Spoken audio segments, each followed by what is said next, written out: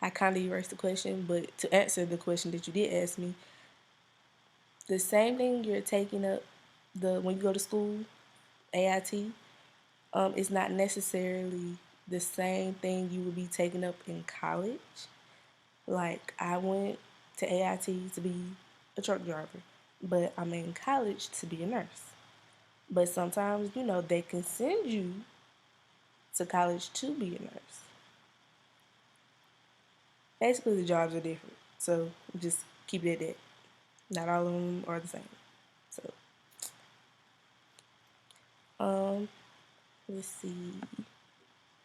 When you are MOS qualified, when you are an MOS qualified soldier, where do you go for your 2 weeks out of the year for training? This is for reserves and National Guard. You're obligated to go 2 weeks straight to what they call what is it called? Annual training.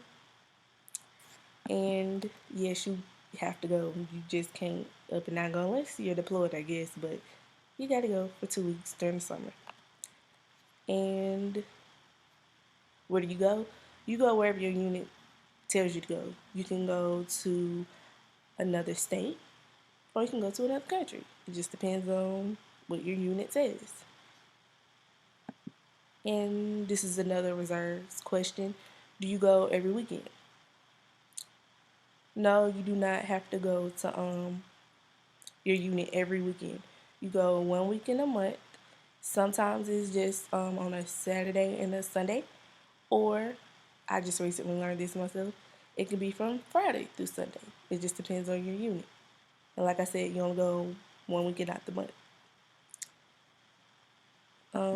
The next question: do you receive money every month like a check? When you're in basic training, okay, when you're in basic training, you get paid like an active duty soldier. And the way an active duty soldier gets paid is according to the rank. Everybody gets paid according to the rank. But in basic training, you get paid twice a month according to your rank. I'm E2, so I got after the government took some of the money, I got about 1,200 a month. So I got like 600 and something the first of the month and 600 and something like in the middle of the month. Excuse me. Oh, and National Guard and Reserve. And when you come home and you're done with basic training, you're done with AIT, you no longer get paid like an active duty soldier. You get paid for that 1 weekend out the month. So you go for that weekend, depending on your rank, you get paid for just those 2, 3 days that you're there. You don't get paid for a whole month because you're not there like an active duty soldier. They're continuously, still doing this as, a job. You're just doing this part time. We're considered, weekend soldiers. So, you get paid for the 2 days, 2, 3 days that you're there. Um, School money. As far as school money goes, everybody, gets the GI Bill. Like, no matter if you're reserves, National Guard, active duty, everybody gets it. And I was telling my friend about the tuition assistance. Basically, how you get that is if, like, okay, I go to university, so and I stay on campus. So of course, the GI Bill doesn't cover all of that. So that's why I was qualified for tuition assistance. But I have another friend that's in National Guard with me, and we don't go to the same school. She goes to a smaller school, and also she stays at home. So therefore, her tuition is only like 1,000 and something.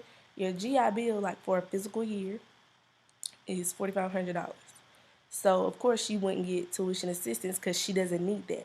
The Army is not going to give you money that you don't need. Since they, when I turned in my form requesting tuition assistance, of course I would get it because my GI Bill is not covering my full cost. And then on top of that, they would give it to me because it doesn't, like I said, it doesn't cover the full cost. So they would give me you get up to 4,500 for a physical year. So, and then there's also other ways you can get money from the army as well. It's just like the kicker. I didn't qualify for that, but you can qualify for a kicker, the GI Bill, the tuition assistance, and there's like a few other ones that I seen. But just make sure, like when you go and talk to a recruiter, you bring up school, because that was, I'm not gonna tell a story. That was my main reason for going into the military, because I wanted to pay for school. So just tell them that, and then they'll give you all you really need to know as far as school. And don't let them like just talk you like do your research before you go to a recruiter. So, cause they'll just talk you into doing something, and then you think it's this and it's not that. Yeah, a lot of people find out the hard way. Do your research. But you can go. I know they have a National Guard site, so I assume they have a reserve site, and they tell you like all the little things and like the requirements that you have to have in order to get that money. I only qualified for GI Bill because everybody does, and I qualified tuition assistance because I obviously, needed more money. And she asked me, "Are you fully covered because of the GI Bill, tuition assistance, plus the Pell Grant?" Okay, I am fully covered by the GI Bill, the tuition assistance, plus the Pell Grant. But that's because of how my school, like how much money my school requires. Like I go to school roughly for 15,000 a year. So my GI Bill, 4,500. My tuition assistance, 4,500, plus my Pell Grant. That's all the money I need for school. And I probably could, if I were to, move into an apartment or, not live in the dorms, I would be able to have more money to put towards school instead of putting it towards the dorms and Midlands, because that costs a lot. But yeah, the GI Bill, the tuition assistance, plus the Pell Grant, it pays for all my school. Don't go to a private school that's going to take up all your money. Go to a school that you feel you're comfortable in, that you'll be able to pay for, and that's not going to put you in a bunch of debt. Because I picked a school that I felt, was good for me. Wasn't too big, wasn't too small. Had ROTC. ROTC, that's a whole nother subject. But just pick something within, your limits that you can, pay for, because the Army is not going to pay full tuition when they have thousands of soldiers that should all have the same, opportunity to go to school. So, they're going to give you a portion, they're going to give you enough to at least go to, like, say, a technical college. And then the tuition assistance, it helps a little more if you're at a university. But, get it how you live. I mean, I hustled to, get where I am today. I'm in National Guard. That's helping me pay for school. Going to get my CNA license soon, so they can help me, put money back for school, just in case you never know what's going to happen. So it's just like, do what you can. And I hope my video helped. I'm sorry if it's like super long, because I know it is. But I just wanted to know, answer your question, plus give you, a little more sight on things. Because I'm pretty sure not everybody's going to be so elaborate on, as much as I was. But I'm going to stop talking because this video is super long. But I hope this helped you. And if you need more questions, answered, I will be here to help, because I don't mind helping anybody. Everybody needs a helping hand. That's what I say, because you never know when I'm going to need your help.